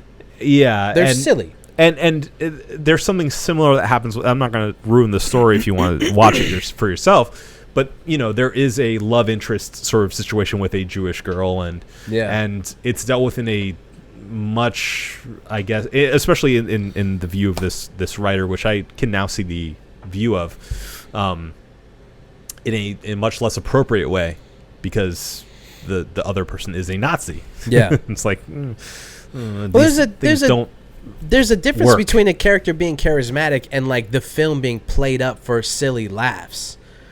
That like you have to, a character or person, a human being being charismatic, you have to illustrate why so many people would go along with a plan like this in the first place, and part of that is because they were convinced by charismatic people like Hitler to go along with these things, right? Sure. And that's the reason that history shifted in these ways. That's the reason why a guy like Donald Trump, we're going there, no judgment on either side of it. Fuck Donald Trump on any side of it. But that's the reason why a person like Donald Trump or Barack Obama, you want to play both sides of it? Let's play both sides of it. Barack Obama is a person who's maxed out charisma. That's the charisma stat. Yeah, sure. You have to, like, those are the people that droning people in the Middle East. Right. Right. Those are the people that move culture. Right? And when historians look back and go, why did people listen to these people in the first place? You go back and you watch those things and you read what they wrote and you go, oh, it's easy to see. Right? You think, you look at Hitler and the actions and what he was able to convince people of, and you go, how could they believe this thing? But yeah, you see people acting like he's the Beatles, right? Like, exactly, crying and screaming. Exactly. So a character like Christoph Waltz's character, I forget his name off the top of my head, but like that makes sense within that context. But when you play it up for laughs, it's not played for laughs. I guess is the crux of this argument, is like in Inglourious Basterds, it's not played for laughs, it's played for realism. And he just happens to be charming and charismatic. Stephen Merchant and Taika Waititi, like, that's played for silliness. And I know that they are digging at those characters. They're making them silly and ridiculous because they're saying fuck you to these characters. But at the same time, they're playing it up for laughs. Well, okay, without getting specifically into... We're delving way too much into Jojo Rabbit. But make your point, and then I understand. Really quickly, and again, please read the article. It goes far deeper than I'm able to at this point. Hans Landa. Hans Landa. Good job. Thank you. I pulled it up. It's a backstop, but you got it. It's Hans, it was fishing around in there. Hans Landa, dancing. Yes, of course. Yeah. No, but for Jojo Rabbit, the main crux of it is actually not having to do with Stephen Merchant's character, but having to do with our actual protagonist, the kid, who's in the Hitler Youth. eventually befriending this Jewish girl, and the Jewish girl like being sassy and kind of playful with him early on, instead of being like truly fearful for her life. Yeah, which she should be. Which would be more, true. I won't even say realistic, because obviously this is a farce, but true to the reality of what was Nazi Germany and the Holocaust. And the way that it's dealt with is they become friends, and at the end of it, there's like this it explodes into just this fanciful like dance off fun at the end of the movie. Yeah. When they say actually like even the referenced book that Jojo Rabbit is based off of ends far more realistically. Yeah. And far darker. So anyway, to back out of Jojo Rabbit. Yeah, let's get out of Jojo Rabbit. Taika Waititi's being kind of taken to task for what's being seen as him not really taking his movies as seriously as he maybe should. Yeah. Well, Jojo Rabbit and then his guest starring role in Free Guy. People really, really hate him in Free Guy. Okay. Have you ever seen Free Guy? No, not yet. So I watched it the other day, not because of all this controversy, but because I was curious, because it was one of those pandemic movies that took forever to come out. I always planned on watching it at some point, because people say it's fun. It is. It's fine, yeah. By the way, did you watch No Time to Die, the Bond movie? Of course, yeah. Oh! Yeah. Oh! Yeah. God, I'm so upset that I didn't watch that in theaters. Yeah, that me movie too. is awesome. Yeah, it slaps. It slaps pretty hard. Yeah. I will say, in the second half, it stops becoming a Bond movie. Yeah. It stopped. It's no longer a Bond film, which I'm okay with. Yeah. But I understand why people don't like it. Yeah. Because of that. I get that. Yeah. I get that. Yeah. I get that. Sure. I think...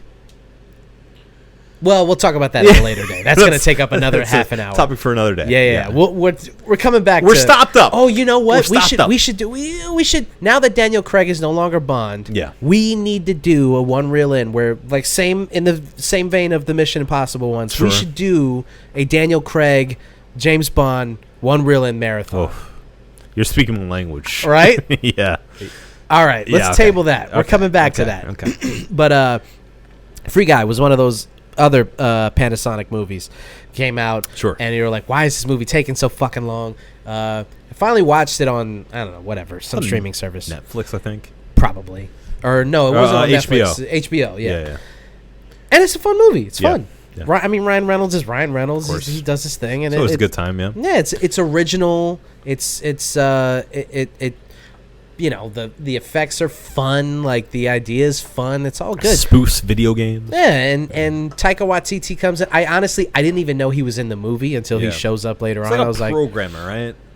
He is a pseudo programmer. He runs the company that owns the game that Free Guy is in. Right. And it's nefarious. He plays the villain. Of course, yeah. And I won't give it away if you guys want to watch the movie. But he plays like a cringy, like he's saying a bunch of like we were saying at the top of the show, like weird no cap and phrases and stuff that people say nowadays. And he is a cringy guy. He's not a very good character. But that's another thing that people have put on him as an actor, because I guess it came out that he improvised a lot of his character's lines and a lot of just his character, period. Sure. Yeah. So people were putting that on him as, I hate this character, so I hate Taika. Right. So it's a combination of those things, and now it's just been bubbling. Yeah. And then on top of that, there was a recent, I forget what YouTube channel it was, but it was one of those that like they overview a scene, I think it's Vanity Fair. Yeah. I mean, they're definitely one of them, and he was definitely featured on Vanity Fair for sure. Yeah. So it may be that. But he was Who the like, fuck is Vanity Fair to be doing anything movie related? they have a strange chokehold on that like genre of like let's get stars to and direct. Actually, they are the one to do the director angle of like, let's circle these scenes and like talk about specific, why I shot it this way, yada, which I appreciate. It's fine. Anyway, on the analysis of the scene that they had for the latest Thor, he was very much off the cuff and like, yeah, I didn't mean to do that. Oops. This is my first time actually like noticing that weird chronologically incorrect editing choice. And so, he got a ton of criticism for that as well, because it's like, do you even care about the stuff that you're working on anymore? Like, what's the deal? And of course, working anything with the MCU, people are like incredibly critical of anything you do. So, not only him just saying all that stuff, but he was also kind of like, he was critical of the visual effects. Yeah, exactly. That was the other element of it too. And then somebody came out from behind the scenes who's worked and had a lot of people who have other visual effects artists who have worked on MCU films, who have said and come out and said, don't do it. Do not work for the MCU because they don't give you enough time. It's crunched the entire time that you're working on it, and they don't give you enough resources to get your job done correctly. And then, can you imagine we're like working late nights and weekends, only to have your project being criticized for how shitty the effects look? Yeah, like by some smarmy, snarky fucking, he's gonna, Yeah, and like that's one of the things I appreciate about like Corridor Crew. It's like they always explain why an effect doesn't look right. Yeah, it's like they clearly didn't have the budget or time to get this right. Like artists inherently want to get the work done correctly. Yeah, they're never mean about it. No. I mean, even when they're making jokes and laughing about something, they're like, I understand why this would happen. Yeah. Right. He's not been building up a lot of goodwill, Taika. Yeah. Well, and that's, the visual effects aspect of this is a much larger conversation. And it's been happening, with even the MCU TV shows, the Disney Plus shows, where it's suddenly like all this is making a lot more sense. Like, we've noticed even just between us two, between the TV shows and the movies, like there's been a noticeable step down on visual effects like fidelity and it's highly noticeable and questionable why like a giant cruise ship this size of a franchise would have these issues at this point. Right. And it just seems like they're getting greedy. Yeah. They're just trying to shove as much as they can for as low a price as possible. Yeah, I mean they're not Blumhouse, they're not A24, they're not making these low budget movies. I mean they're spending hundreds of millions of dollars. Yeah, where is that money going if it's not going to the visual effects department, who is building? I mean, I would say generously 65 to 85% of the movie. Yeah, if you really think about. These films are filmed on green screen and blue screen sets and everything, even down to sometimes the outfits that characters are wearing. These motherfuckers aren't even wearing the same fucking... They're not even wearing the shit anymore. Or they're not there. Or they're not even fucking there. They're fully animated. Yeah. It's like, to imagine having to do that much work... And then on top of the time crunch and the lack of respect, and then you gotta, once your movie comes out, you gotta have the fucking guy out there who's supposed to be promoting this shit going like, yeah, that does kind of look like shit. You're right. Fuck these guys. Like, right. That would make me. Oh, God. Oh, yeah. That would. I would be like, you know what? I'm going back to doing student films because fuck y'all. This is crazy. Yeah. That, I get that. The other stuff, the other hate that Taika's been getting, I'm not on board with, but that shit right there, even if he was saying it in jest, you gotta be smarter than that. You gotta not do that kind of shit. I agree with you. I think well, here's the thing. everything we talked about Jojo Rabbit, I've come around to. When I first saw Jojo Rabbit, I had no problem with it. I thought it was, innocuous and fine. I thought I handled the subject well enough. Mm-hmm. But after having read a Jewish person's, fully in-depth review of it, I can see the flaws. Yeah. So I will renounce that movie. I no longer think it is good. That being said, or at least in that aspect, I think it's filmed well. I think it's the acting's good, but I don't think it is a good movie, right. But I think it was shot in good faith. I think Taika Waititi's a generally good guy. I saw this really unhinged post come out on Twitter, of course, that hellhole, where somebody's like, "Wow, Taika's really, instead of talking about the movie, he's really talking about how good of a guy he is.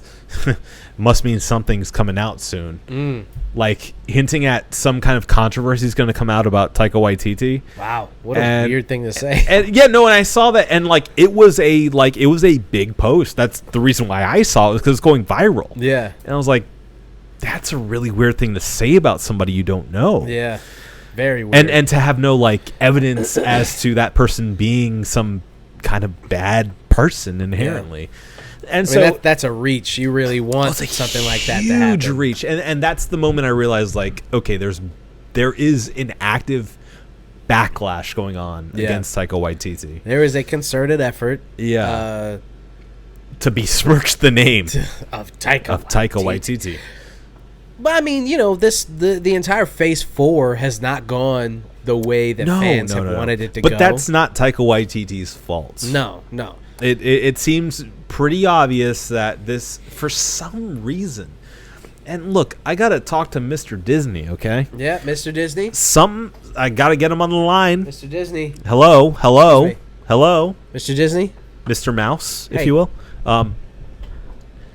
What's going on? What's going on? What's the problem? Why haven't you specifically you thought about having a plan instead of just doing these movies haphazardly?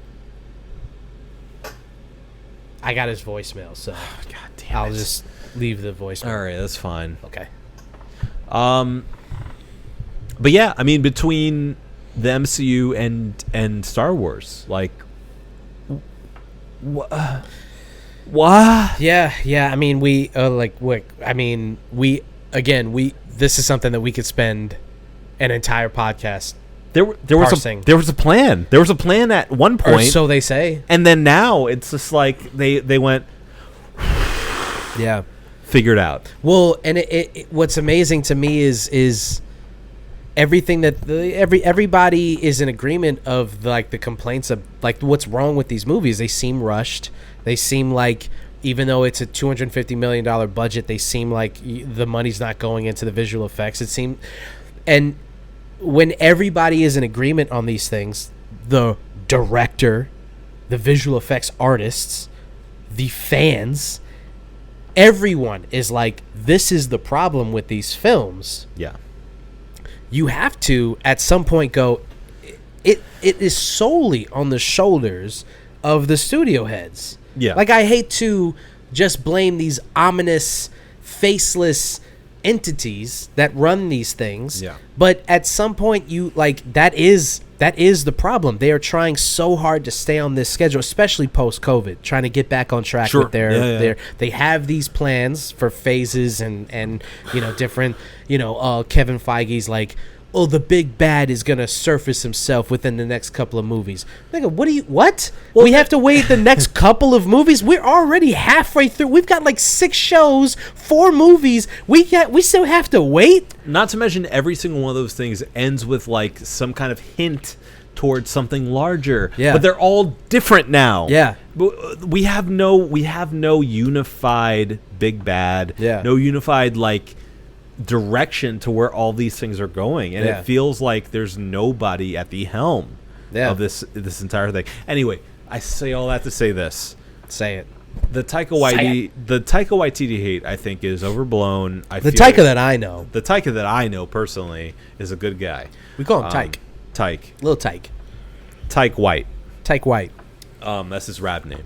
But I can't help but feel like this has become an overblown situation. I don't think you have to lay that on Taika Waititi. And I think doing that will only lead to talent leaving the MCU pantheon, and you know, I think this is going to blow back on people who are like trying to prove a point here by saying we need something better for the MCU. You know, I think some of those people don't give a shit.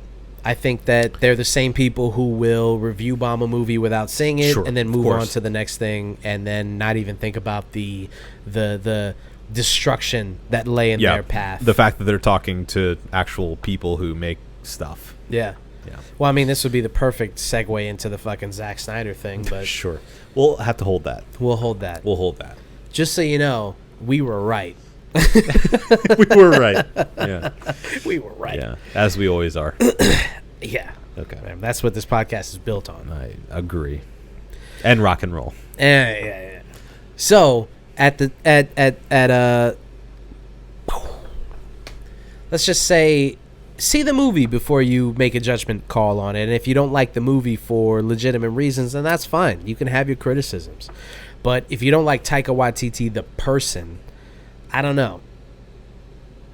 I mean, you know, watch What We Do in the Shadows and change your mind. And change your mind. Yeah, exactly. Yeah. I mean, the guy was fucking Tessa Thompson and what's the girl's name? The singer? Ah, shit. Fuck, I forgot her name. Celine Dion. No, it wasn't. It wasn't Celine Dion. No. It was fuck, I forgot her name. I think she's Albanian. Oh.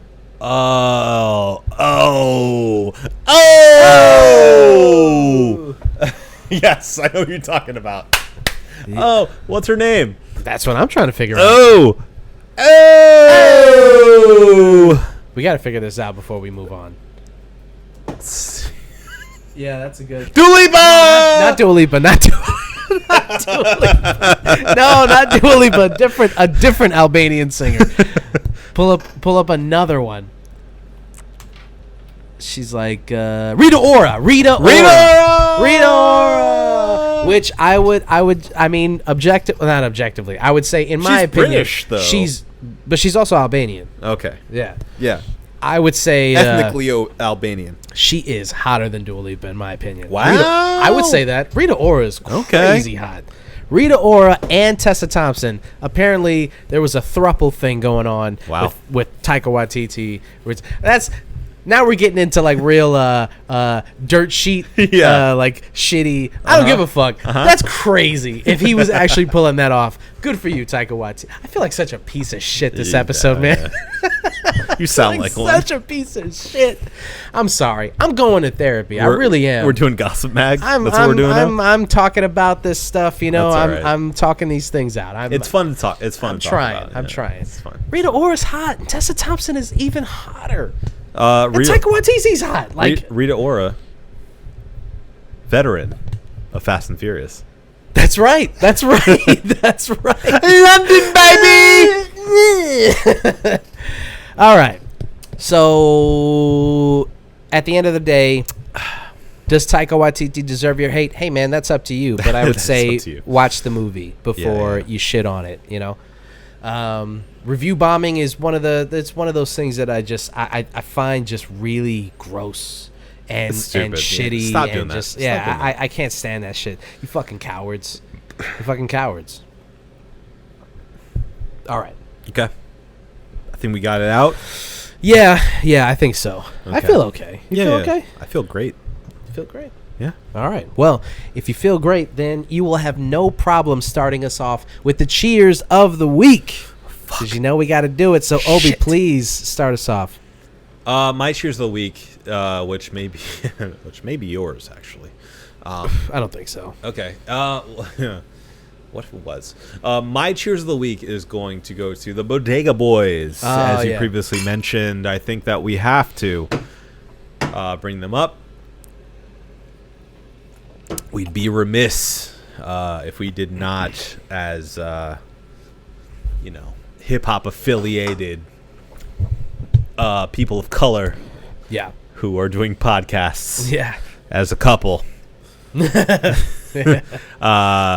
mean, I think it's really unfortunate that they broke up, but at the same time, it happens, and I only wish the best for the both of them to have success separately, if that's what they find joy in. So, Yeah. but I want to acknowledge that they provided a lot of entertainment and fun. Oh yeah. For us in their time. I mean, their Viceland show was peak. Huge. Huge. And the Showtime show was okay, but the Viceland show, when they were just, it was no holds barred. They were just, I mean, every episode, you'd get a fucking gem, like a fucking laugh out loud. Holy shit! I can't believe they said that on TV. Gem. Yeah. They were so good. Yep. Yeah, I agree. Sorry to see him go, but it is what it is. Right. Internal strife, controversies, all this stuff is probably going to come out in the next couple of weeks, couple of months. But let's just remember the Bodega Hive. Mm-hmm. It was good. It was good. It was good. It was good. It was good to be a part of. It was fun to participate in. It was good. So, my cheers of the week is going to Yu Yu Hakusho. Oh, wow. Yu Yu Hakusho. So, it almost went to the Bodega Boys, but in the past couple of days, I've been watching Yu Yu Hakusho. Uh-huh. Now, first, I would like to say that Yu Yu Hakusho is one of my favorite animes when I was a kid. Sure. Yeah. And I've been trying to figure out how to watch it for the last couple of months and realized that it was on Hulu. Yep. But I don't pay for Hulu. So this is a dual cheers to Yu Yu Hakusho and a cheers to Hulu for being just outright infuriating. That doesn't sound like a cheers. Oh, to it's me. a cheers. Okay. Cheers to Hulu for their shitty fucking ads. They play them over and over and over again, the same fucking ads. And they do this cute little thing where they show you where the ads are going to pop up, and then you fast forward to the thing, and then it's like, it doesn't matter how far you fast forward into this thing. You're watching this fucking watch the ad, ad. you piece of shit. Don't You're worry. not going to pay for this service? Well, guess what? You're Eat watching a dick. the ad. Because you know who is paying for this service? Fucking Progressive. Progressive Insurance is paying so that I get to watch this for free. And you know what? Wow. That's fine. That's fine. Okay. But the last thing, I already pay for enough streaming services. I think we all do. I'm not paying for one more. And if Yeah. Hulu has to bite the dust, that's fine. And if I don't get to finish my rewatch of Yu Yu Hakusho, that's fine. How many seasons? 4 seasons, 25 50-something episodes, which is a lot. 50-something episodes each season. It's like a real deal cartoon. Wow. Yeah, it's one of those animes Yeah. where they're like, yeah, we're just gonna throw a bunch of shit against the wall, Sure. see what sticks. Yeah, I remember it. It was a good show. It is good. I didn't realize how much. And now watching it as an adult, I realized why I liked it so much. It is very, very similar to Dragon Ball Z. Yeah. The way that the shows are framed, the way that the shows are animated. Yeah. There's even the same voice actors from Yu Yu Hakusho and Dragon Ball Z. Frieza's voice actor, Sean Schemmel, famously Goku. Right. Christopher Sabat, famously Vegeta. They're all in Yu Yu Hakusho. Not surprised. Yeah. And I am watching the dubbed version because I'm sorry. There's certain shows that I grew up on that I'm not watching. Yeah. I'm not watching the sub version of Cowboy Bebop. Cowboy Bebop. No way. I'm not watching the sub version of Samurai Champloo. Yeah. And I'm not watching the sub version of Dragon Ball Z. And I'm not watching the sub version of Yu Yu Hakusho. The rest of them, I will watch the sub. Yeah. But there's a handful. Oh, and Gundam Wing Zero. I'm not watching the sub of that. I'm watching the dub. I'm sorry. It is what it is. It's nostalgia. I want to relive those things. I don't want to rediscover. Of course. You know.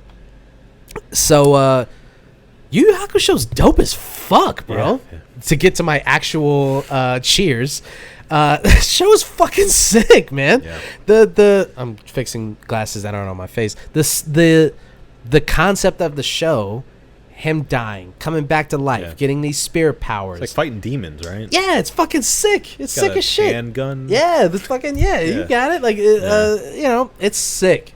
And It's that guy with the pompadour. Yeah, and he has the fucking blade. He's I you know, when I was a kid, you know, none of this shit made any sense. Any sense at all? Yeah. But now that I'm an adult, you know, it hits a little differently. So Kuwabara, who you're talking about, That's right. he has this connection to the spirit world. He's not a ghost detective or a spirit detective. He just is a person he's just a regular guy who has this weird connection to the spirit world, to it. which is really interesting because there's a lot of people in the real world right now who would claim to have a connection to the spirit world, which I just find really interesting that in 1992 they were using this character in a fucking cartoon to fucking, you know. Well, I don't know if you've seen, but timely enough, Netflix has posted their live action pictures of the main cast. I have. And I hate it. Yeah, of course. It looks bad. Terrible. Looks bad. I know that it's a Japanese production, Sure. and so they're going to use mostly, if not all, Japanese characters. But here's my thing. It's no and excuse. I'll get off the soapbox after this. Yeah. They did a Japanese version of Attack on Titan. Yeah. Right? A couple years ago. Even though the characters are supposed to be Anglo. And that is, listen, I understand that a Japanese production is going to make this thing and it's going to be mostly Japanese actors. And I also understand that Hollywood has a severe problem with not using the right race and the source material correctly, and we whitewash a lot of things. I get that. So I'm not sitting here defending the shitty whitewashed versions of the things that we do here in America. I will say that if you look at Attack on Titan, the source material, and you go, that German character and that American character and that black character and that Irish You character. mean the guy named Aaron Yeager? That guy's going to be Japanese? Are you fucking kidding me? Are you fucking kidding me? I don't know about that. Like, it shit like it seems that. like the point is kind of that it is this amalgamation of different cultures. That is the point. That's part of the point of the show is that Humanity society has been decimated to the point. Humanity has come together. Yeah. So to that the main defend- character is just some random German kid. Right. Coupled with, some random, like, I don't know if he's, some white kid, some blonde white kid, and then a Japanese girl, and then, all of these cultures mixed together because... Right.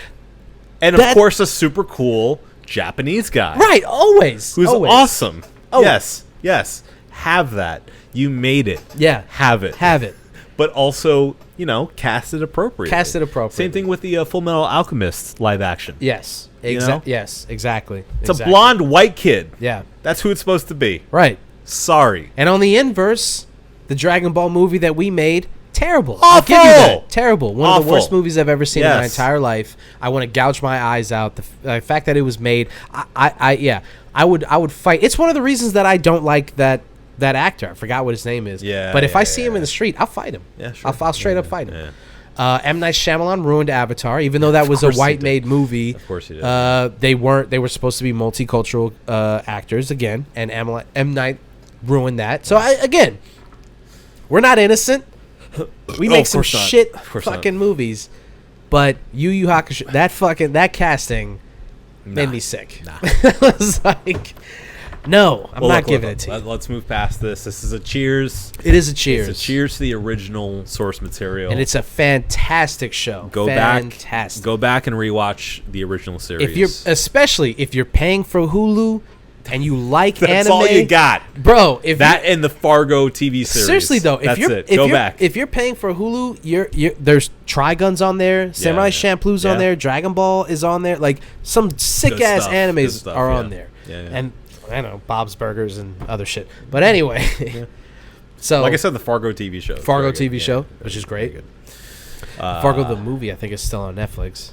Yeah. So anyway, regardless, watch the show. Yeah. All right, let's review these beers and get the fuck out of here. So, The first beer is not this. Top it is this of the Broc. one. From Other Half Brewing, double dry hopped IPA, 7% ABV. Obi, what'd you think? Strangely, kind of thin, right? Right? Yes. When I first sipped it, I'm like, oh shit, is the COVID coming back?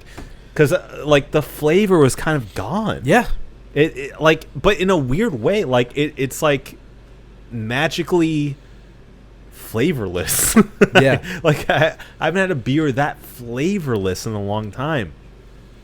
That being said, I do enjoy like the hoppiness of it on the back end in this very like cloudy kind of like weirdly ephemeral. Is it really there? Is it? Yeah, like this weirdly like ephemeral way. Like it's there, but only kind of. Yeah. I mean, I got to give it a 4. Like I enjoy the bitterness, but beyond that, there's not much there. Yeah. Weird. I'm gonna go a step below and give it a 3.5. Okay. I mean, All right. already IPA is not my favorite, and then to have something that like doesn't really linger on the palate too long, which you would think would be a plus. Yeah. But I'm not looking for something to just dance across the tongue and then disappear. Like, what's the point of drinking a beer, especially one at 7%? Sure. Especially one dry hopped, double IPA, all this Yeah, stuff that you got yeah. going on with it, just for it to kind of linger and then gone. Gone. Yeah. I like it. So I think it's okay, but I think you have a lot of double IPA options, a lot of dry hopped options on the market. Sure. You don't have to, you don't have to waste your time and money on this one. I guess so. So 3.5 and a 4 for that. Yeah. Still cool to have it from the source. Yes, At Rockefeller Center. Yeah, and also I would just like to say that I really appreciate this label design. Yeah. I think it's sick as fuck. I like the simplicity of it, the minimalism. I like the color design. Yeah. Although it is kind of like, hey, blue and orange again, like everybody else. But I do course. like the design itself. Yeah. So that was sick. Okay. Beer itself, yeah. Moving on to the next one. Which is from Blue Point Brewing Company, the Evergreen Magic, part of their Illusion series. Part 6. 6. Yeah. This one is a stark improvement. I think that one, the Evergreen, like, it coats your tongue. It's smooth, but it also is a bit sweet. It's that step above with the 8% that I think I was really looking for with the flavors, and it a little bit of bitter in there. I was expecting a bit more of that piney kind of pine needle flavor. The hoppiness too. Yeah, but I didn't get much of that. But that being said, like, Grassy. maybe in comparison, it's a stark improvement. But I'm still going to give this one a 5 for me. I think it's great. I really, really enjoyed it. I'm gonna meet you right there at a 5. That was fantastic IPA. The minute it touched my lips, it was juicy, Yeah. hoppy, citrusy, stinky. Next word that we can't say. I think it was a lot of the things that are kind of like a turnoff for me when it comes to IPAs. This was like subtle enough that it was very palatable. Yeah. It was delicious. It's just like a really well-made, well-tasting, well-done beer. Yeah. Yeah, I think it's fantastic. Yeah. Thank you, Andrew. Yeah, thank you. Good recommendations all around. We got some good stuff and then some great stuff. Yeah. With this Blue Point. So, Agreed. 5 out of 6 for both of us on that. Unanimous. Highly recommended.